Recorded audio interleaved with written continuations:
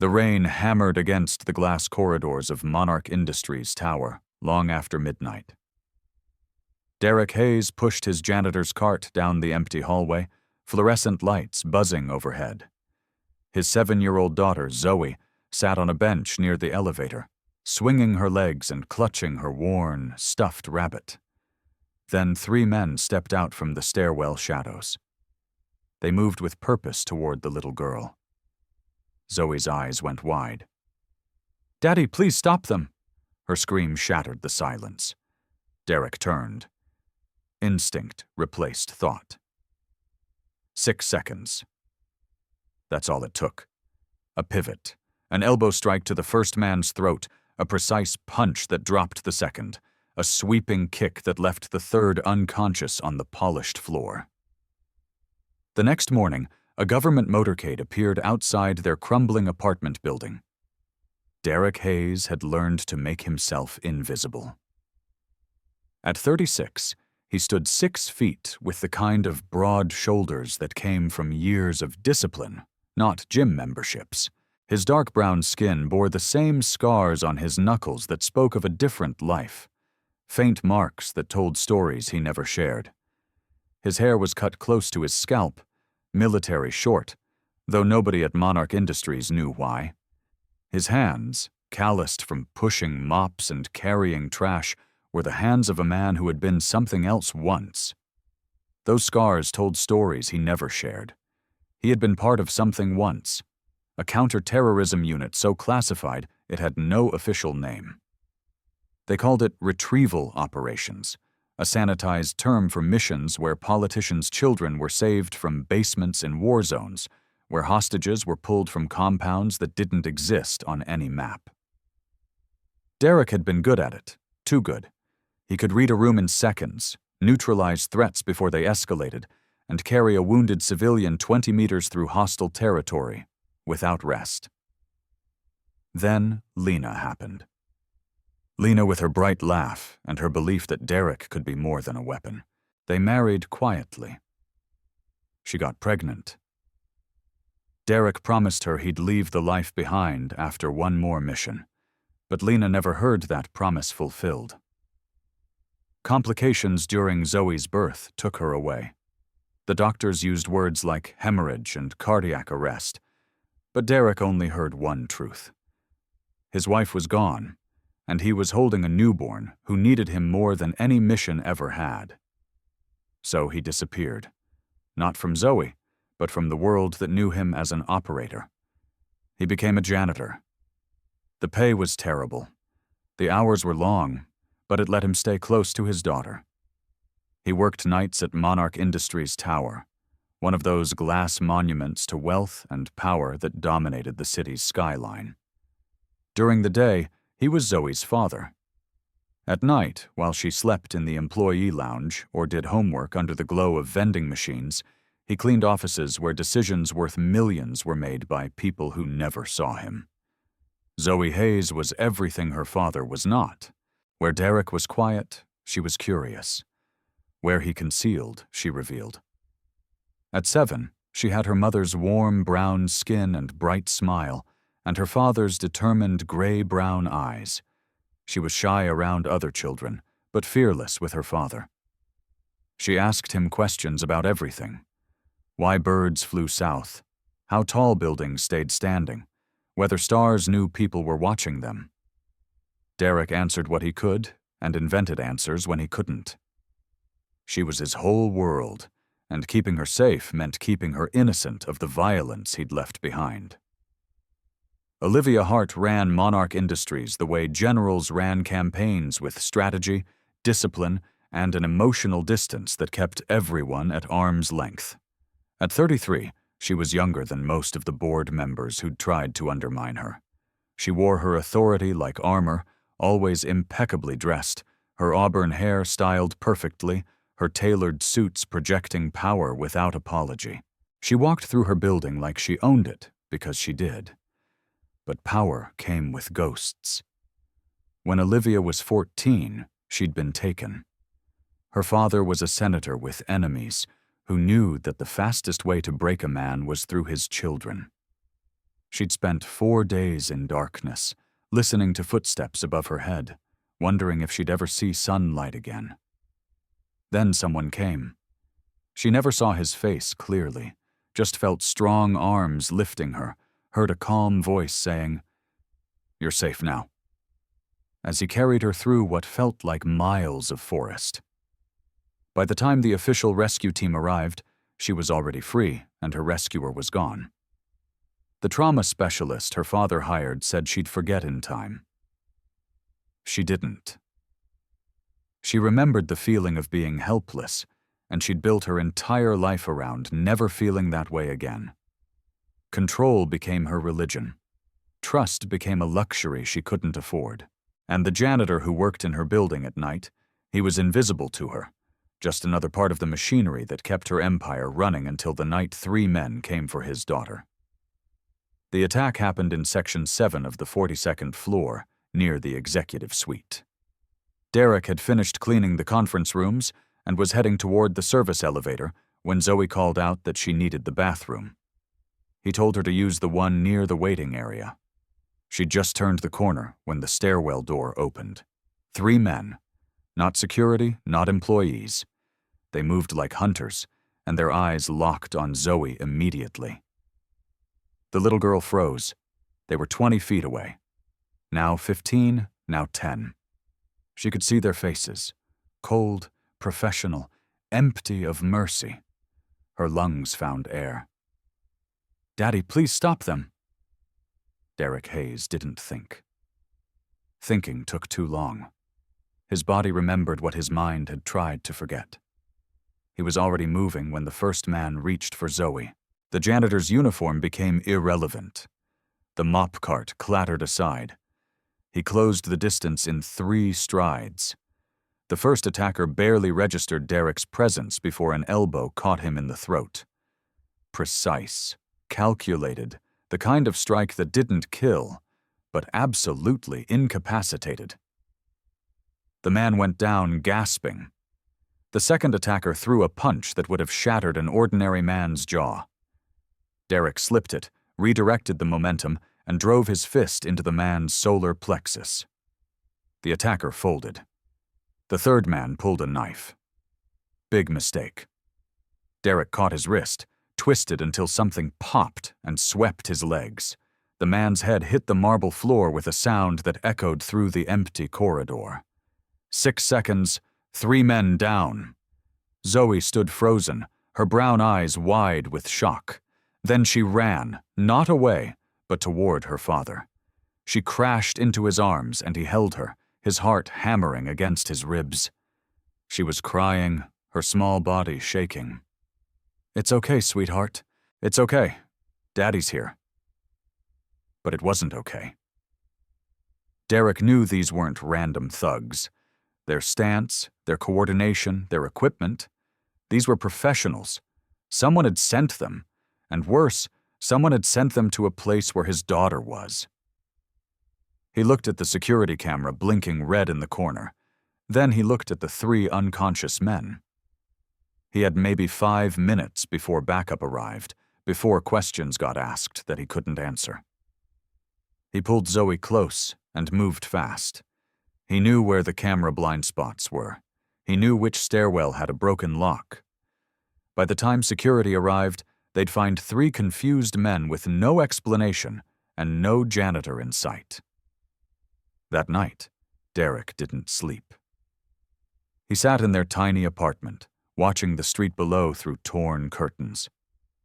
Zoe slept fitfully, crying out twice. Both times he was there, holding her hand, promising her monsters weren't real. But he knew better. Monsters were very real, and they knew where he lived. Morning came with sirens. Not police sirens, something else.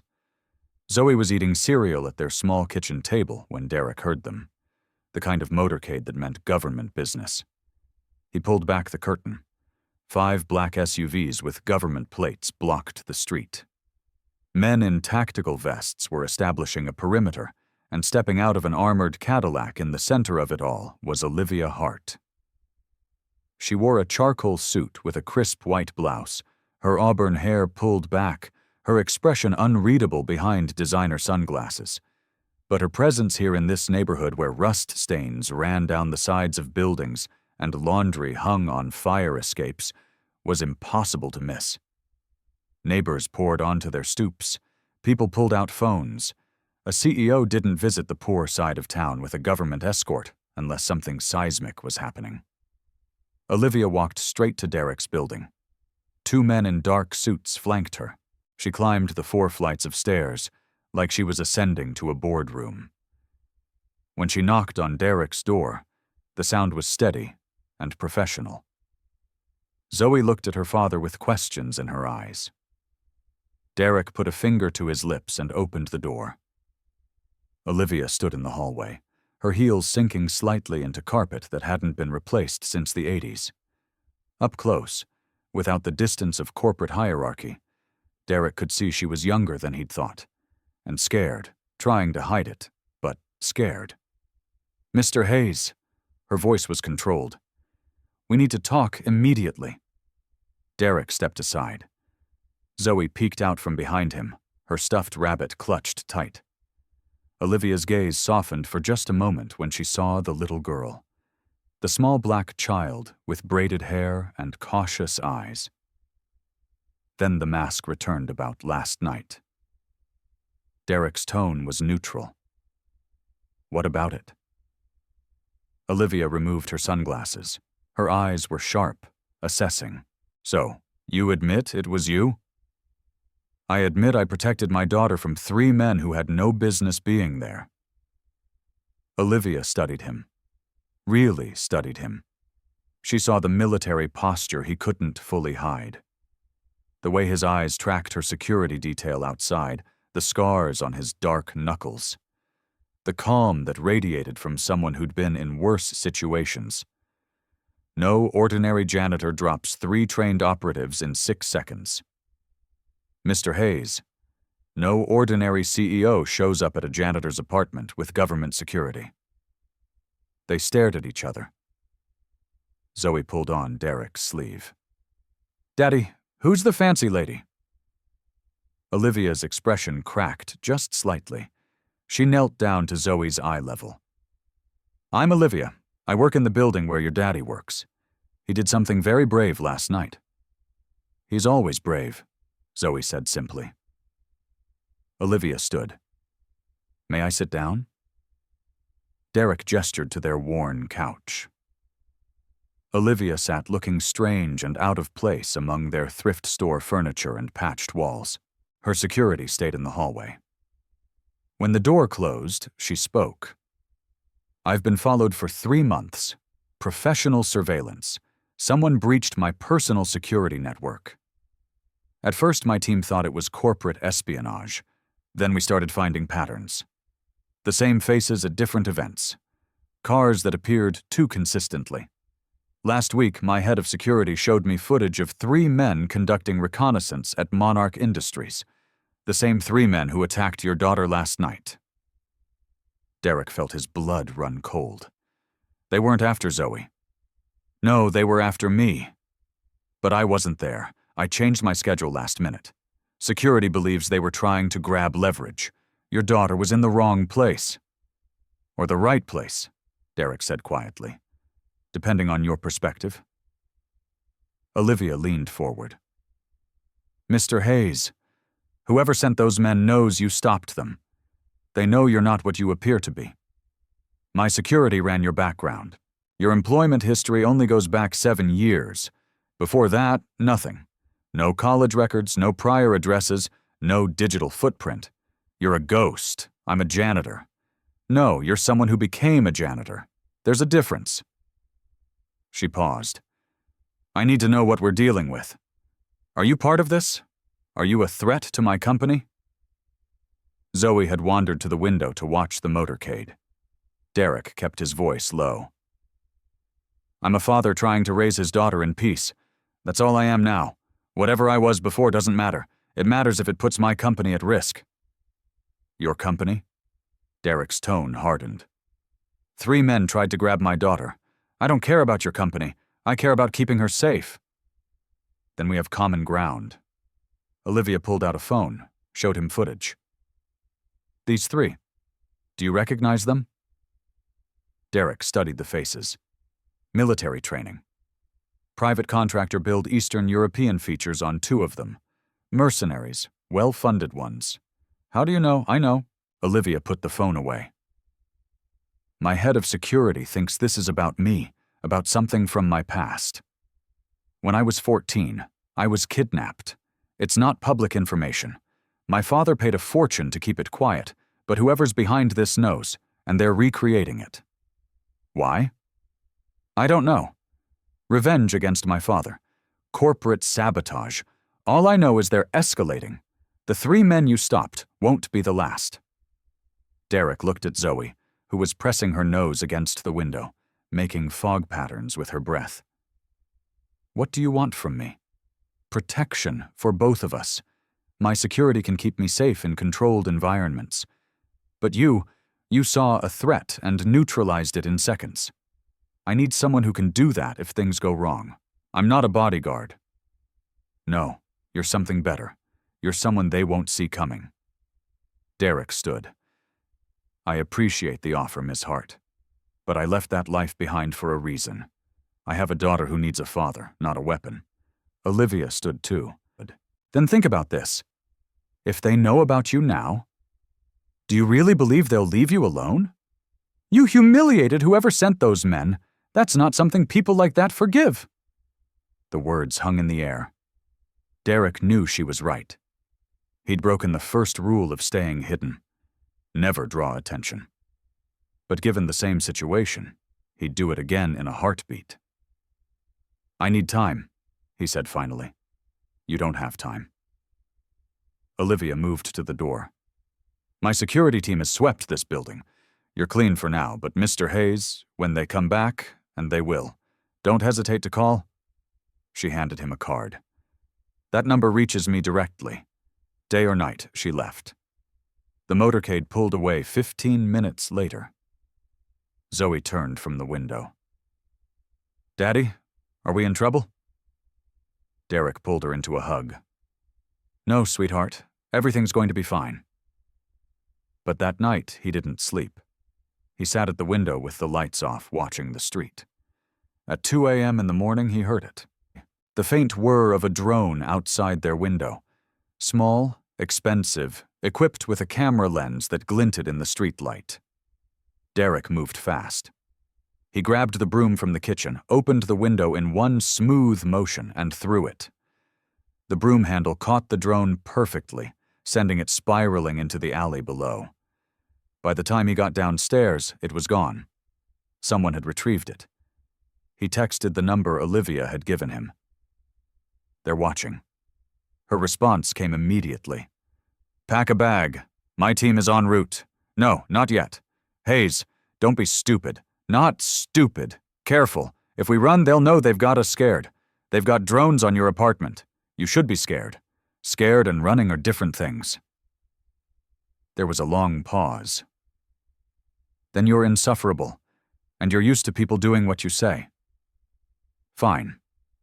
But my team is stationed 2 blocks away. If anything happens, they're there in 90 seconds. Noted. Derek went back upstairs, but he didn't sleep. He watched, and he thought about Olivia's words, about how running from the past never worked, about how some things once started had to be finished. The next day, Olivia showed up at his work, not the apartment, the tower. She found him on the 37th floor emptying trash in an executive conference room. She closed the door behind her. No security this time, just her. I've been thinking about what you said, she began. Derek continued working. Which part? The part about being a father, not a weapon. She paused. I understand that more than you might think. Derek looked at her. Really looked, saw past the expensive clothes and the corporate armor, saw someone who'd been scared at 14 and never quite stopped being scared. What happened when you were taken? He asked quietly. Olivia's composure cracked. She sat in one of the conference chairs. 4 days in a basement. They fed me once a day, told me my father didn't care enough to pay, that I was going to die there. Her voice was steady, but her hands weren't. Then someone came. Not the police, not FBI, someone else. He got me out, carried me through a forest. I remember his arms felt safe.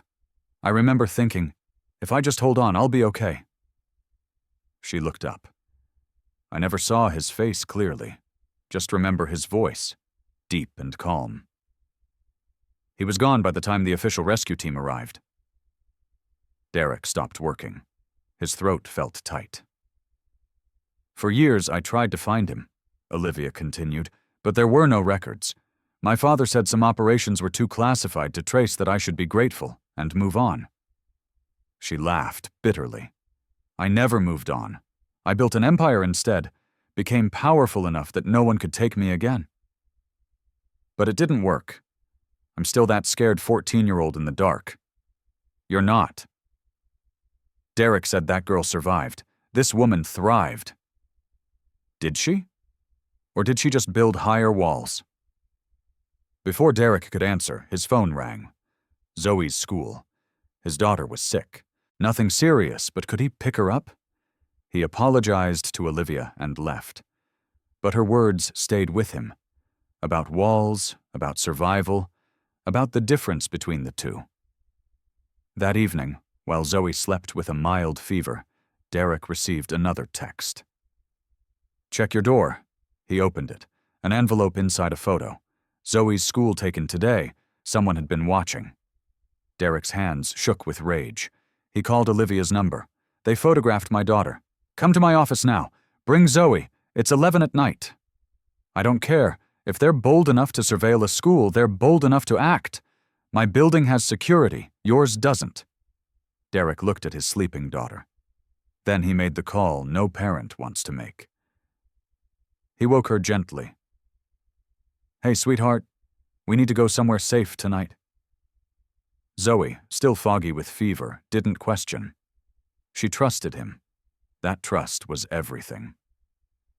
Olivia's office occupied the entire top floor of Monarch Industries Tower. Floor-to-ceiling windows, minimalist furniture, a space designed to intimidate. But when Derek arrived with Zoe wrapped in a blanket, Olivia had transformed it. A couch was made up with pillows and a comforter. Hot chocolate waited on a side table. Children's books were stacked nearby. I called my assistant, Olivia explained. She has nieces. Zoe perked up at the hot chocolate. While she drank and paged through a picture book, the adults talked in low voices across the room. My security team found the drone you destroyed. Olivia said military grade, the kind that cost 6 figures. Whoever's funding this isn't playing. I know there's more. We traced the mercenaries you stopped. They were hired through a shell company that connects to 15 other shell companies. But at the end of the trail, a name, Harlan Voss. Derek's blood ran cold. Are you certain? You know him? I know of him. He's a fixer. The kind powerful people call when they need problems to disappear.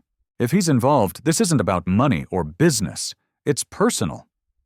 Personal? How? Derek hesitated, then decided truth was the only option. 20 years ago, I was part of a counter-terrorism unit. We did extractions, hostage rescue, the kind of missions that never made the news. One of those missions involved a senator's daughter who'd been taken by a criminal organization. Harlan Voss was the middleman. We disrupted his operation, and he lost a lot of money. He swore revenge against everyone involved. Olivia's face went pale. What was the senator's name? Hart. Senator Alexander Hart. The silence stretched. Olivia sat down hard. You were the one who saved me. Derek nodded slowly. I didn't know it was you. I didn't know you were Alexander Hart's daughter. You were just a scared kid who needed help. You carried me through the forest. You told me stories to keep me calm. You said, her voice broke. You said my father loved me very much and I'd see him soon. I remember. Olivia's eyes filled with tears she wouldn't let fall. I've been looking for you for 20 years and you've been here cleaning my building. I didn't know. How could you not know, Derek? I've extracted dozens of people. I never learned their names. It was safer that way for them and for me.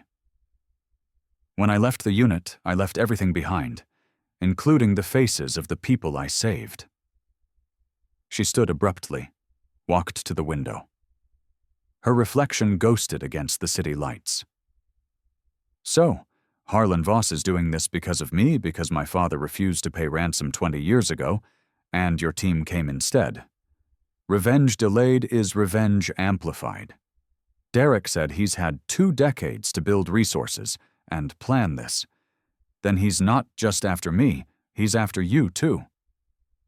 Olivia turned, and Zoe. Derek looked at his daughter who'd fallen asleep on the couch. I won't let him near her. We won't, Olivia corrected. You saved me once. Let me help save her. The next 72 hours moved fast. Olivia's security team swept the building, found 2 more surveillance devices, and identified 3 potential breach points. They discovered that Harlan had people inside Monarch Industries, a maintenance worker who'd been installed 6 months ago, and a mid-level executive who'd been turned through blackmail. But Olivia and Derek had advantages Harlan didn't expect. Olivia had resources. Derek had training. And together, they had something Harlan couldn't plan for. They cared about the same thing, keeping Zoe safe. The attack came on the 4th night. Zoe was sleeping in Olivia's office, guarded by 2 security personnel. Derek and Olivia were reviewing building schematics when the alarms went silent. Not triggered. Silenced. Someone had hacked their security system. They're here, Derek said. He grabbed a fire extinguisher, heavy, blunt, and available. Get Zoe to the panic room now. Where are you going? To buy you time. Derek moved through the darkened corridors like a ghost. The emergency lights cast red shadows. He could hear them. Footsteps trying to be quiet. Multiple teams well coordinated. He counted at least 8 hostiles. The smart play was to hide, to wait for police, but police took time. Zoe didn't have time. He took down the first 2 in a supply closet. Quick, quiet. He used their radios to listen to the others. They were searching floor by floor, looking for Olivia. They didn't know about Derek. The 3rd and 4th went down in the stairwell. Derek used the narrow space to his advantage. They couldn't surround him, couldn't use their numbers. One at a time, they fell. But the 5th was smart. He didn't come through the door. He came through the window, repelling gear. He crashed through the glass of a conference room and nearly caught Derek off guard. They fought hard. Derek took a knife slash across his ribs. The mercenary took a chair to the skull. By the time Derek reached the top floor, his shirt was soaked with blood. Not all his. He was breathing hard. His knuckles were split, but Zoe's room was ahead. And standing between him and that room were the last 3 mercenaries and Harlan Voss himself. Harlan was in his 50s, gray-haired, distinguished in the way villains in movies always were. He wore an expensive suit and held a pistol, like he knew how to use it. Derek Hayes? Or should I say Ghost? That was your call sign, wasn't it? Harlan smiled. I've waited 20 years for this. Then you've wasted 20 years? Oh, I don't think so. I've built an empire while you've been pushing a mop. Who's really won? The man whose daughter is still breathing. Harlan's smile faded. Not for long. You cost me everything that night. My reputation, my connections, millions in lost revenue. And for what? To save some politician's brat. To save a child. That's all she was. A child. And now she's the CEO who's about to die in a tragic building fire. Harlan gestured to his men. Kill him slowly. The 3 mercenaries advanced. Derek was tired, injured, outnumbered, but he'd been in worse situations, and he'd survived because he knew something they didn't. How to fight when everything mattered. The first mercenary came high. Derek ducked, drove his shoulder into the man's gut, used his momentum to throw him into the second. They tangled, went down. The third pulled a knife. Derek caught his wrist twisted, heard the snap. The man screamed.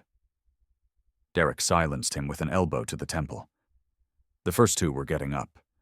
Derek grabbed a desk lamp, swung it like a club. Glass shattered. One went down, the other lunged.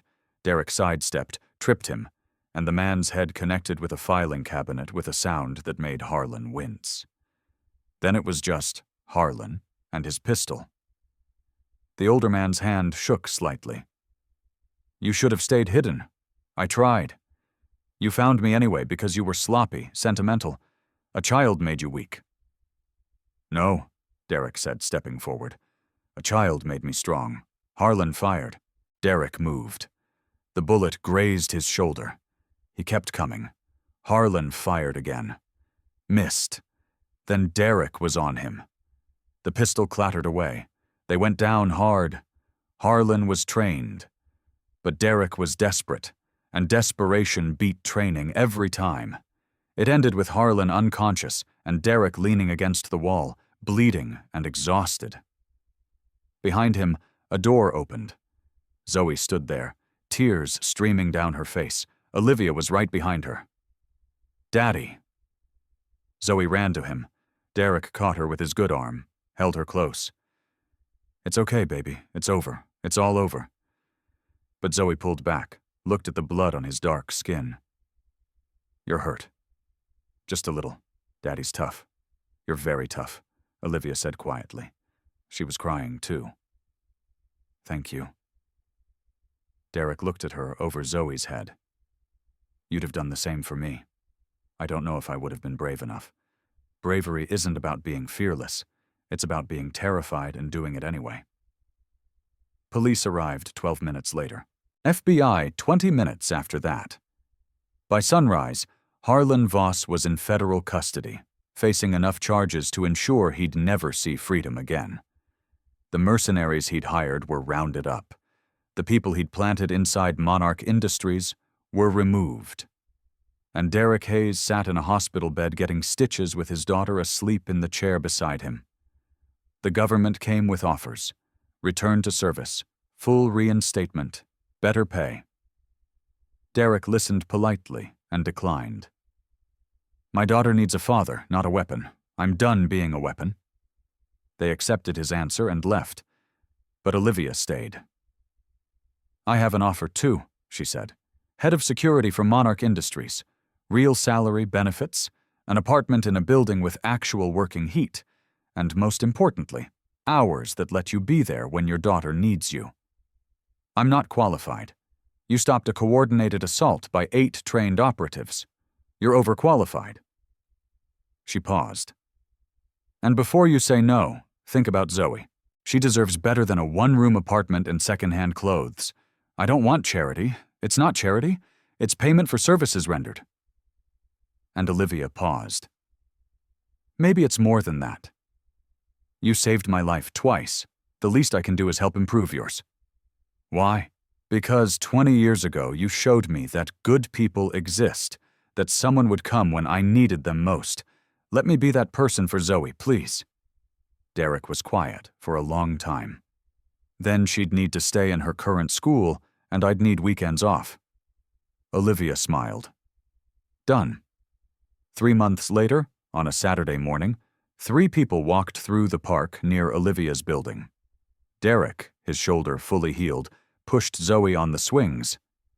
Olivia sat nearby on a bench, watching them with something that looked like peace on her face. She traded her power suits for jeans on weekends, let her hair down, literally and figuratively. Zoe jumped off the swing mid-arc, landed perfectly, and ran to them. "Did you see?" "I flew." "You did," Derek said, catching her like a bird. Like the best bird. Zoe took both their hands. Derek's on one side, Olivia's on the other, her brown fingers wrapped around theirs with complete trust. "Can we get ice cream?" "It's 10 in the morning," Olivia said. Ice cream doesn't have a time. Zoe argued with perfect 7-year-old logic. Olivia looked at Derek. He shrugged. The kid makes a good point. They walked together toward the ice cream cart. Zoe swung between them, chattering about a book she was reading and a friend she'd made and a butterfly she'd seen. Normal things. Beautiful things. At one point, Zoe looked up at her father. Daddy. Yeah, sweetheart. We're safe now, right? The bad men are gone. Derek squeezed her hand. We're safe, I promise. Good, because I like it here. I like Olivia. I like our new home. She paused. Do you think Mommy would like it too? Derek's throat tightened. He looked at Olivia, who had tears in her eyes. Yeah, baby, I think she'd love it. She'd be proud of you, and you and me. Zoe seemed satisfied. She skipped ahead toward the ice cream cart, leaving the two adults walking behind. Thank you, Olivia said softly, for letting me be part of this. Thank you for giving us a chance at something better. Is it better? Derek looked at his daughter, laughing in the sunshine, safe and happy and loved. Yeah, it's better. Olivia slipped her hand into his. Not romantic, not yet, but promising. The beginning of something that might grow if given time and care. Derek let it happen. For the first time in 7 years, he let himself imagine a future that wasn't just survival. They reached the ice cream cart. Zoe ordered strawberry. Olivia ordered vanilla. Derek ordered chocolate. They sat on a park bench, 3 people who'd found each other in the darkness and decided to build something in the light. Daddy, Zoe said through a mouthful of strawberry ice cream. You're the best daddy in the whole world. Derek kissed the top of her head, his hand gentle against her braided hair. You're the best Zoe in the whole world. She giggled. Olivia smiled, and for a moment everything was exactly as it should be. Safe, warm together.